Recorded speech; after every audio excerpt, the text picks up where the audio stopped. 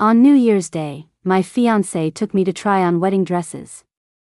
I came out in a gown, and he dropped to one knee to give me the romantic proposal we'd never had. Just as I was moved to tears, a manipulative salesgirl piped up. "You'd look even better with a few more pads in the chest, ma'am." My face fell as I went to change out of the dress. Then she added, "And maybe change your perfume? That one smells a little like BO." Seeing my anger, she quickly covered her mouth and giggled. "Oh, I'm just giving you some friendly advice because I feel like we have a connection." Not only was she taking digs at me, but she then accidentally spilled coffee on my fiancé's pants and, wearing a tight pencil skirt, knelt to wipe it off for him. But to her surprise, my fiancé, Jason, took a step back and dialed 911. "Officer, I'd like to report an employee at Eternity Bridal for solicitation." Jason's face was cold as he spoke into the phone. Brittany, still kneeling on the floor, looked completely stunned. It seemed she hadn't expected Jason to be immune to her act. She scrambled up and tried to throw herself into his arms to grab the phone, but Jason sidestepped her, and she went sprawling, face planting on the floor. She sat there, her eyes turning red. "Sir, I'm so sorry. I was just trying to clean the stain off your pants. I didn't mean anything else by it." With tears welling in her eyes, she turned to me. "Ma'am, it was an accident. Could you please tell him for me?" I knew she did all of this on purpose. From the moment we walked into the shop, she'd been overly friendly, but her words were laced with backhanded compliments. On the surface, she was praising me, but if you thought about it for a second, you could tell she was just tearing down my appearance. Not only that, but she kept sneaking glances at Jason and trying to subtly find out who he was. I didn't think much of it at the time and just gave her some vague answers.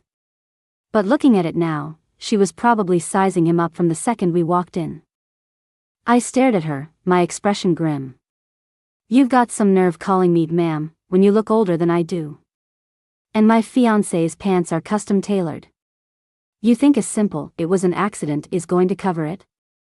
Brittany pouted, stood up, and moved closer to Jason, deliberately showing off her chest. "Sir, I really didn't do it on purpose. How can she be so aggressive? I'm just a regular working girl." If it had been any other man, he probably would have seen her act, let her off the hook, and maybe even criticized me. But my fiancé is a total pro at spotting these kinds of games. The second she finished speaking, Jason called his assistant to prepare the paperwork for reimbursement. Soon, the assistant arrived with the receipt and documents. Jason's custom suit cost at least $75,000. When Brittany heard the amount, her eyes widened in shock. Her mouth twitched, and she put on that pitiful, on the verge of tears face again. "Sir, you're really going to make me pay?" She moved forward and grabbed Jason's arm. He flinched as if he'd been touched by a snake and shook her off. "Get away from me. Who are you calling, sir, like that? Don't be so familiar." Tears streamed down Brittany's face.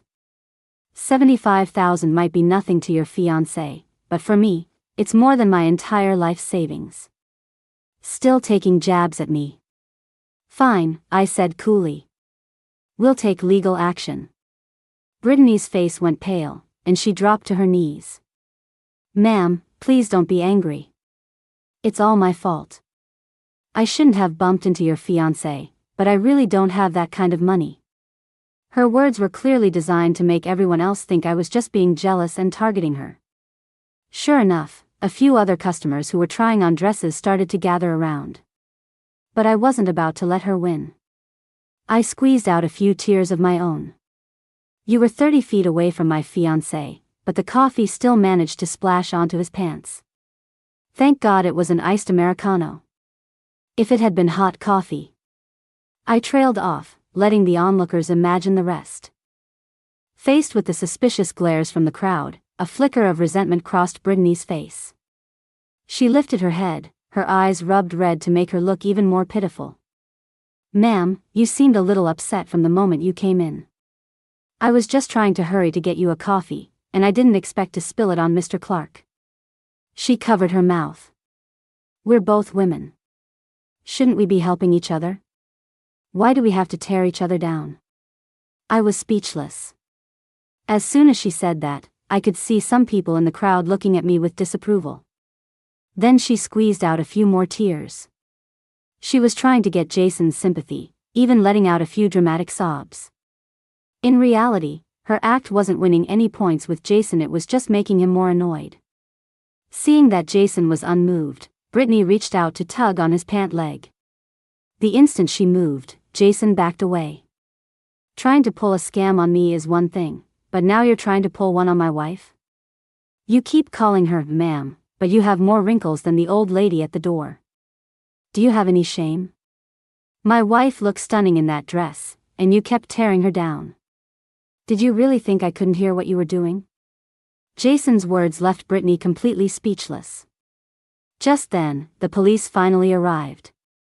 Who called about someone soliciting here? Seeing the officers, Brittany started crying again. Jason went over to explain the situation and requested the store's security footage.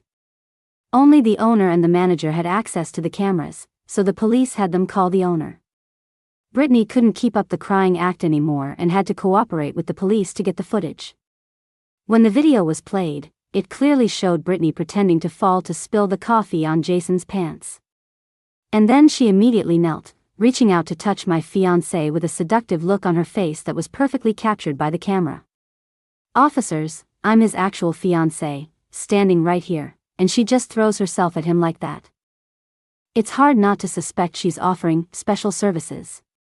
I glanced at the pale-faced Brittany as I spoke. Her hands were clenched into tight fists, her nails digging into her palms. She dropped to the ground and started bowing her head to me. Ma'am, I know I was wrong. Please, I'm begging you, don't spread rumors about me. If this gets out, how will I ever get married? She cried a river of tears, making anyone who didn't know the full story think I was the one bullying her. Some of the men in the crowd were already looking at her with sympathy. Then, Brittany, still on the floor, looked up at Jason with tear-filled eyes. Mr. Clark, do you have any idea how serious an accusation like that is for a girl? You've really misunderstood me. Jason took another step back. Miss, please don't insult my intelligence with your pathetic acting. You'll pay for the damages, every last cent.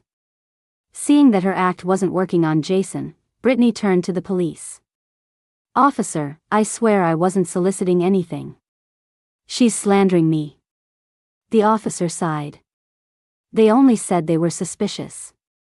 But you did damage the pants, so you are obligated to pay for them. Finally, seeing our firm stance, Brittany lost all hope and agreed to pay. However, just as we were about to head to the station to file a report, she took advantage of the crowd at the entrance, lunged forward, and knelt in front of me again. She raised her voice deliberately. Ma'am, I heard you're very involved in charity. I come from a poor family, and my mom passed away when I was little. Could you please let me pay in installments? I really can't afford $75,000 for a pair of pants.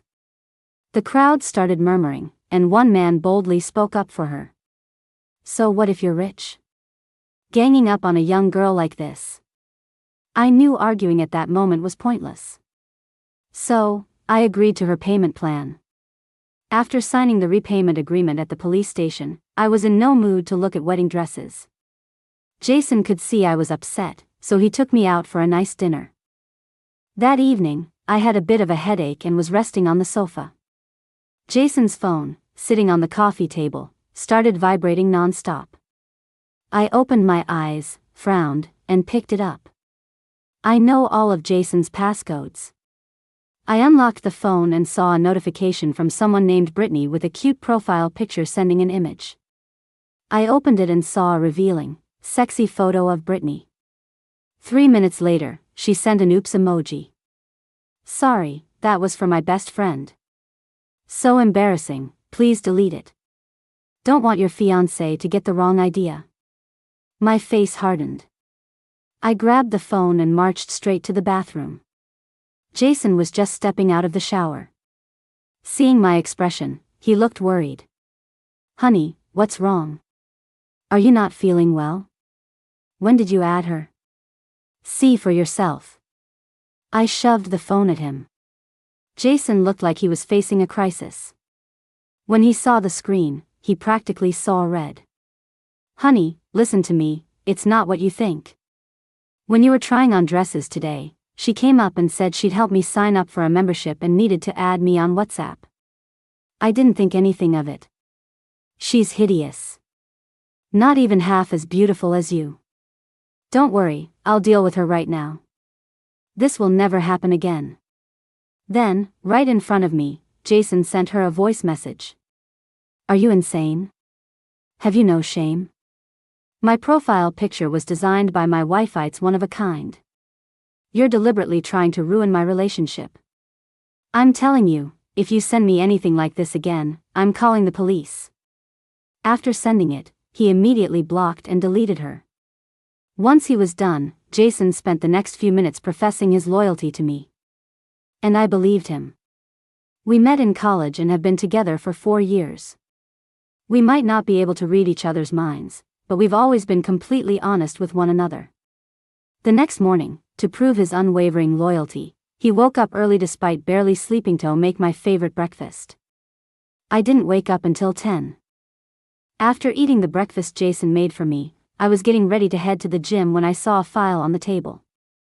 Remembering a project at his company, I decided to deliver it to him myself. It was already noon by the time I got to his office.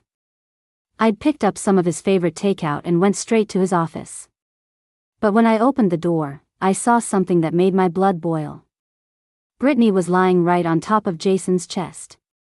Jason's sleepy eyes suddenly shot open. Realizing someone was in his arms, he jumped up in a panic.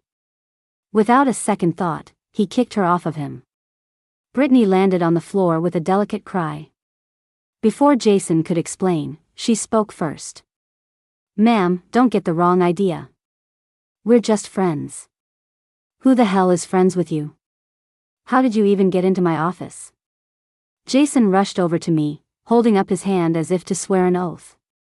Honey, I have no idea how this woman got in here. You have to believe me. Brittany got up from the floor. Ma'am, it's my fault. Jason and I are just friends. He wasn't feeling well, so he asked me to give him a massage. Please don't misunderstand. Her scheming was so obvious it was practically slapping me in the face. I ignored her and looked at Jason, waiting for an explanation. Seeing my stern expression, Brittany stepped in front of Jason, trying to shield him. Ma'am, if you're going to blame someone, blame me. Don't take it out on him. He's such a gentle person, he doesn't deserve this. I laughed coldly. Deserve what? We're in a relationship. I don't need some random person who crawled out of the woodwork telling me how to act. Brittany bit her lip, and tears started to well up. Jason, I was just trying to defend you. I didn't want her to misunderstand. We didn't do anything wrong.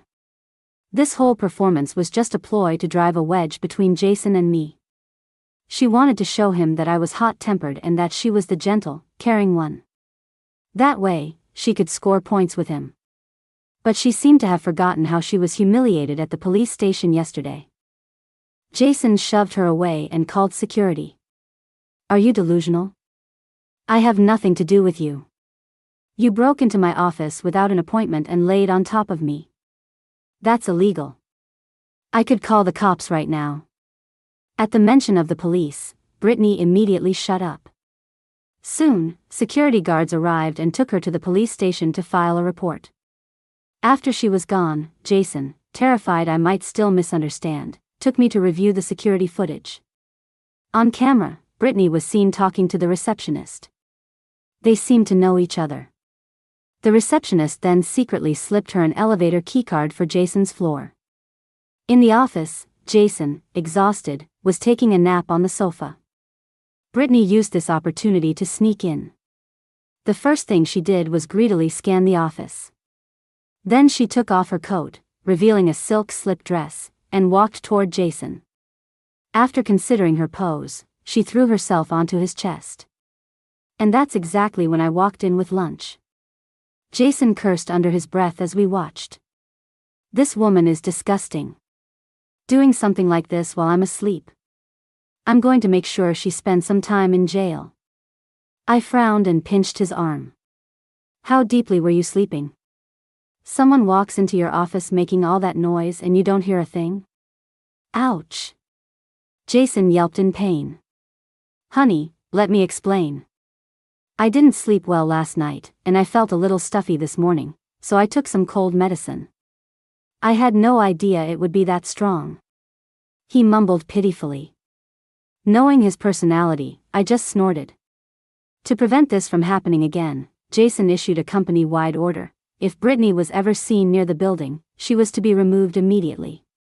Brittany was taken to the police station, and Jason pressed charges for attempted theft of company property, ensuring she'd spend some time behind bars.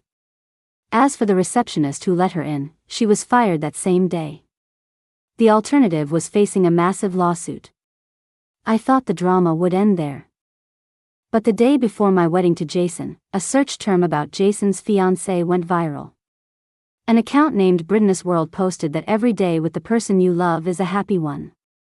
She also posted several gifs and photos. In the pictures, Brittany was lying on Jason's chest, looking intimate. If I didn't know the whole story, I might have actually been fooled by the photos. It seemed she really wouldn't stop until she got what she wanted. The internet was abuzz, with everyone saying how perfect they looked together. Some people even asked Brittany to do a live stream with Jason to show off their love. Brittany didn't give a direct answer, just a vague response. As a businessman, he prefers to stay out of the spotlight. I was so angry looking at my phone that I could have stomped my feet. Before I could even call our PR team to handle it, Jason called to explain. Honey, don't listen to any of that stuff online. It's all fake. Don't worry, I'll take care of it. Sure enough, half an hour later, a new topic exploded online. Jason had released a series of video evidence and police reports. On top of that, he posted a photo of the marriage license we had gotten just 2 days before. The caption read, "This is my wife. Please stop spreading false rumors." The narrative flipped instantly. Everyone flooded Brittany's account, calling her a disgusting homewrecker. Unable to handle the backlash, Brittany deleted her account. Because of the online drama, our wedding received a huge amount of attention. Countless people sent their blessings. Aside from Brittany, who was facing another lawsuit, everyone sincerely wished us a long and happy life together. A week after the wedding, my estranged father suddenly called. "You need to come over right now. I have something to tell you." Thinking about our strained relationship, I refused. "I'm busy." My father was not happy with that answer and became agitated. "You ungrateful girl. You didn't even tell me you were getting married, and now you're making excuses when I ask you to come over?" My tone remained cold. "David, if you have something to say, just say it." My father's anger immediately deflated, and his tone softened. "Your old dad has lived a messy life.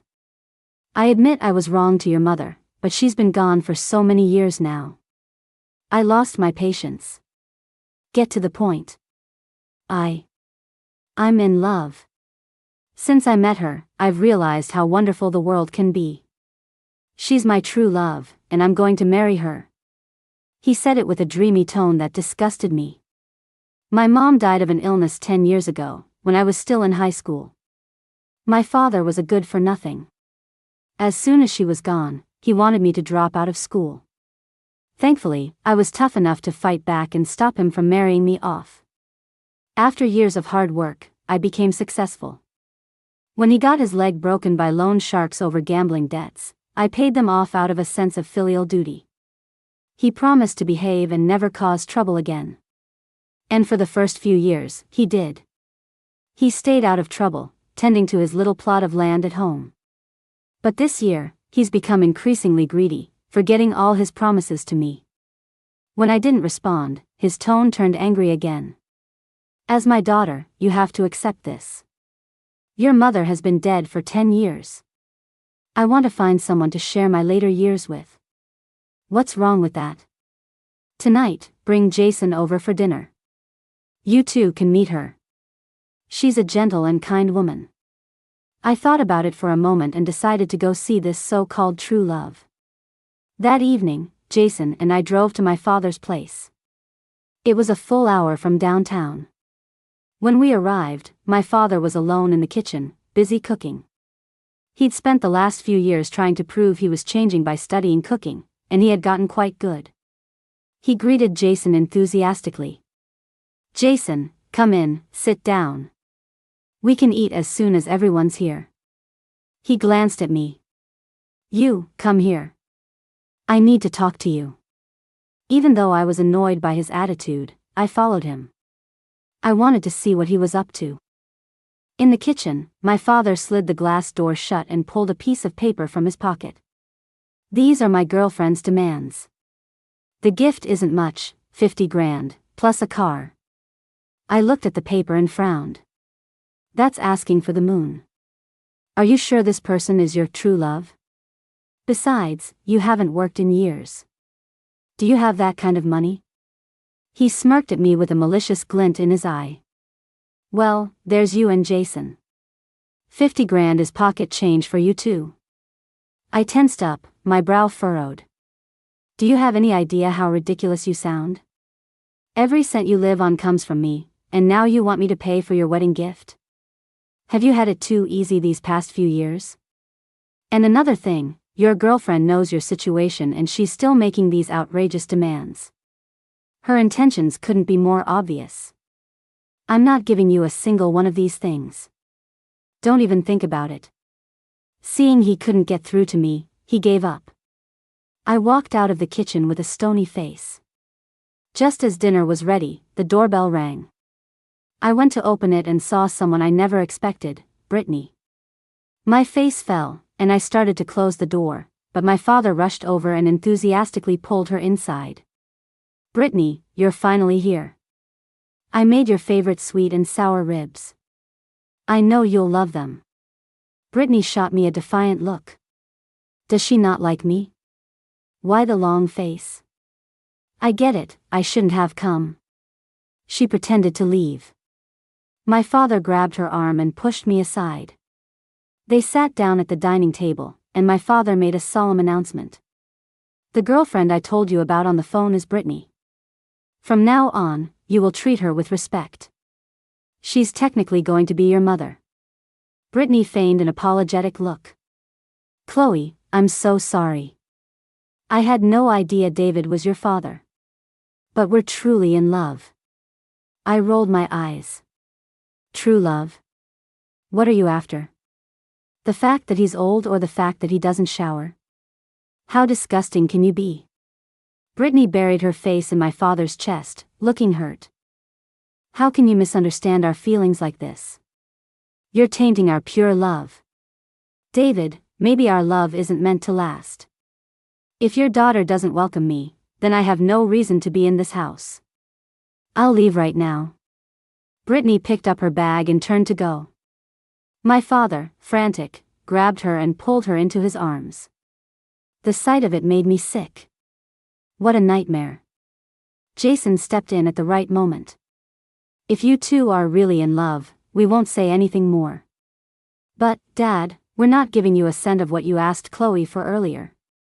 Afraid his true love would be driven away, my father puffed out his chest and shouted, "Fine, don't give it.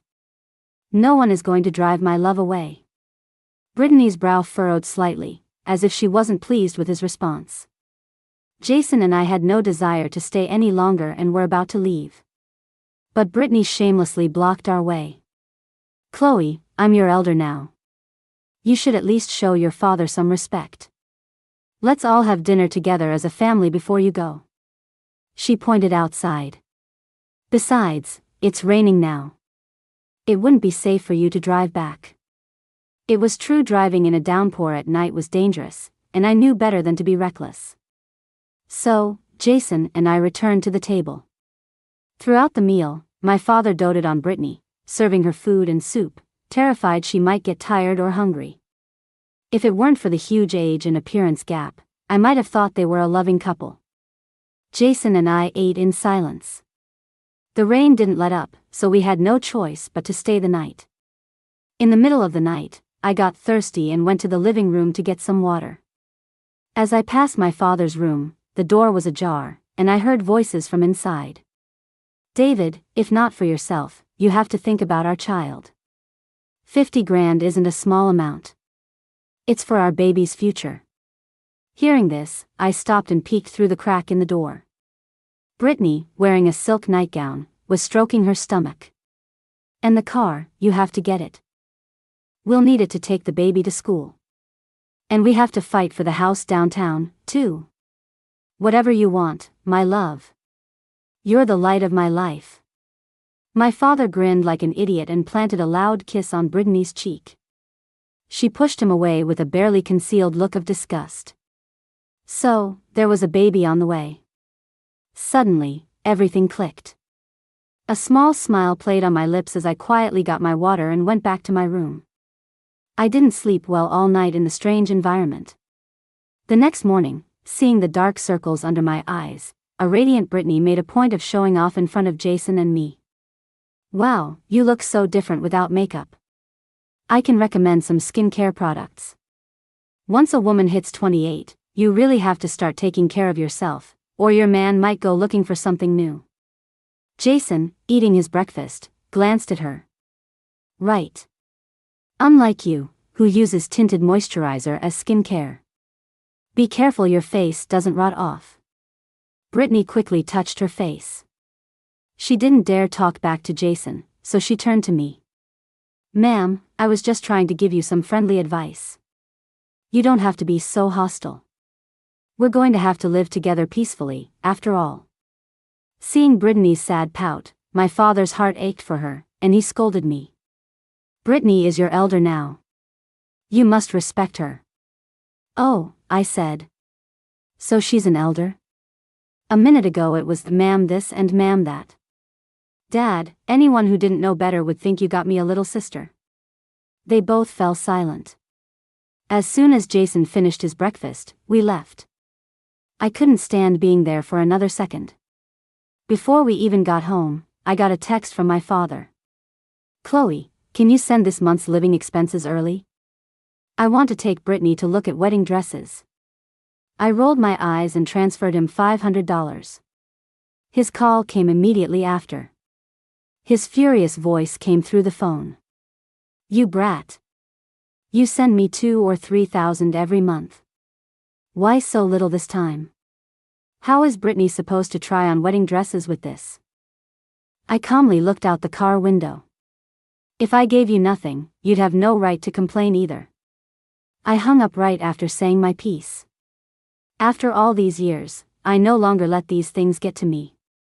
This gold digger, Brittany, was targeting him for the money I gave him. I wanted to see if she would keep up her loving act once the money was gone. Jason glanced at me from the driver's seat. You don't have to come here anymore if you don't want to. We have our own home now. I nodded, touched. Thank God Jason had come into my life. After we got back, Jason and I both threw ourselves back into work. Half a month later, Brittany and my father sent us a wedding invitation. Looking at the tacky red invitation, I knew my father must be scraping the bottom of the barrel for this wedding. The savings he'd leached off me over the years were probably all gone, thanks to Brittany. For them to send us an invitation after everything that had happened, their motive was clearly more than just wanting us at the wedding. Seeing my cold expression, Jason took the invitation and tore it to shreds. I'll have someone send a big gift. You don't have to worry about anything else. Jason's gentle words moved me. I left the matter entirely in his hands and focused on my work. On the day of my father and Brittany's wedding, a new story went viral. CEO's father-in-law remarries, and the bride is her. Someone had deliberately used the Clark family name to publicize the wedding. Many netizens recognized the bride as the clout-chasing girl who had tried to get with Jason. The comments were brutal. Looks like she couldn't land the son, so she went for the father.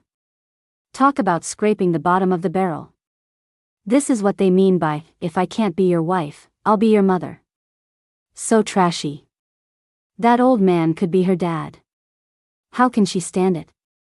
The internet was flooded with all kinds of comments, many of them calling Brittany shameless. The day the story broke, my father called me. He was furious. "Did you leak this to the press? Do you have any idea how much Brittany is crying right now? How could you do this? She's your stepmother, for God's sake." I could hear Brittany's sobs in the background. I laughed coldly. "Weren't you the one who invited all those reporters? Why are you blaming me now?" He had invited the reporters, but his goal was to clean up Brittany's image. He never expected it to blow up into a nationwide scandal. He would probably never know that the people stirring the pot online were all hired by Jason. "I don't care about any of that. You need to send me $1 million right now. I want to take Brittany on a honeymoon to relax." Their shamelessness was almost comical. I threatened him calmly, "I guess you don't want the 500 either. Fine by me. You're a married man now, in the prime of your life. You can go out and earn it yourself." The threat of losing his only $500 a month finally got to him. His attitude did a complete 180. "Chloe, we're father and daughter. It doesn't have to be like this. You don't want me to make a scene, do you? Let's meet in the middle. I just need 10,000, nothing more." Without a second thought, I hung up. The next day, I saw on his social media that he had taken Brittany to Miami after all. I just found it laughable. He was married to my mother for so many years and never treated her well, but now, just because Brittany mentioned it, he was willing to give her the world. Brittany and my father's glamorous life didn't last long. To give Brittany a good life, my father took a job as a security guard. One night, he had a stroke and was rushed to the hospital. They saved him just in time, but he was left paralyzed on one side of his body. Brittany, 7 months pregnant, ran from the hospital straight to mine and Jason's house. She stood there and told me defiantly, "The baby in my belly is your brother. You have to take me in." I stared thoughtfully at her belly, a sly look in my eyes, and nodded in agreement. However, she was not allowed on the second floor. If she went up there, she'd be kicked out. To ensure a peaceful pregnancy, Brittany agreed to stay in the maid's room on the first floor. That evening at dinner, Jason frowned and asked why I had let that woman into our home. I sent him a file. His eyes widened in shock. After all our years together, he understood immediately. So, Jason and I both started using working late as an excuse to stay in our apartment near the office, rarely setting foot in the house. After a month of treatment, my father's condition improved. He could stand and walk a little, and he could move a few of his fingers. But Brittany, using the baby as an excuse, refused to visit him at the hospital. My father wasn't disappointed by this. In fact, it only made him more convinced that Brittany's love for him was real. When my father was discharged, Brittany had no reason to stay at our house anymore and had to go back with him to the suburbs. After getting used to a nice house, Brittany was not about to lower her living standards. She started berating and cursing my father daily, telling him to just die already. My father could only endure it silently. Watching all of this, I nodded in satisfaction. On the day Brittany gave birth, my father found he could hold things with one hand. He was overjoyed and even went to wait outside the delivery room himself. I also went to the hospital, holding a stack of documents. The show was about to begin. Just as I arrived at the delivery room, Brittany was wheeled out, the baby lying beside her. The baby was incredibly ugly. You could see the parents' poor genetics. Seeing the child, my father limped over, wanting to hold the baby with his good hand. But before he could even touch the child, a weak Brittany slapped his hand away. "Are you disgusting? You're in this state, what if you drop my baby? Get away from him." My father flinched and took a step back. Brittany and the baby were wheeled into a private room. I let out a cold laugh and walked forward. Seeing me, my father's expression was complicated. "What are you doing here?" "Just came to see my so-called half-brother," I said nonchalantly. "Don't you dare do anything to him." My father, his speech still slurred, was afraid I would harm his child and tried to push me away. I didn't say anything more. I just handed him the file and went into the hospital room. Brittany was stunned to see me. Then, she proudly pointed to the baby in the bassinet. "Chloe, this is a Chen family heir, your future brother. Everything you have will have to be left to him." My eyes narrowed. Whether he's a Chen or not is still up for debate. And even if he is, all he'll inherit is that old house of David's. Brittany's face flushed with anger. "Humph, your dad said everything will go to the baby. You just wait. If you don't give it up, your dad will expose you and Jason to the media tonight." I didn't argue with her further. My purpose for coming today was already achieved. "Is that so? Brittany, what goes around comes around. All your dirty little secrets." I smiled, leaving the sentence unfinished, and turned to leave the room. The moment I opened the door, I saw my father, his eyes bloodshot, his good hand hidden behind his back. He limped unsteadily into the room. I stood by the doorway and watched. Seeing him enter, Brittany put on a pitiful expression. "Honey, didn't you say you'd find a way to get Chloe's assets? Our son is the only heir to the Chen family. Think of all the money he'll need to get ahead in life." "Ah." Before she could finish, my father whipped out the small paring knife he had been hiding and plunged it into her stomach. "You bitch. You dared to cheat on me. The baby isn't mine. And you cheated. Made me have a stroke. I'll kill you." He stammered out the words and went to stab her again. Brittany, now fighting for her life, pushed him away with a scream and scrambled to get away. I didn't want to watch anymore. I turned and dialed 911. Someone heard the commotion and came to see, only to scream in terror at the sight. Soon, the police arrived and took my crazed father away. Brittany took her child and fled back to her hometown in the countryside. She didn't dare stay. For one, she had no money, and for another, all the old men she had scammed were now looking for her. If she didn't leave, they would have torn her apart. Of course, she would never know that I was the one who had deliberately notified them. As soon as I found out she was marrying my father, I hired a private investigator to look into her. The investigation uncovered her long history of fraud. At 18, she dropped out of school without her rural parents knowing and came to the city determined to marry rich and change her fate. She styled herself as a socialite based on what she saw online and went to high-end clubs to find her prey. But she was naive. The men who went there for fun were never going to leave their families for her. So, she changed her strategy and started targeting older, widowed men with wealthy children. She scammed them out of their money and their hearts, causing chaos in their families. Her methods were astonishing. My father, sentenced to life in prison, called me. I refused to visit him. I had already done more than enough for him. Jason wrapped his arms around me, gently stroking my belly with a tender look in his eyes. "You need to work less overtime. It's not good for you." I frowned. "What's more important, the baby or me?"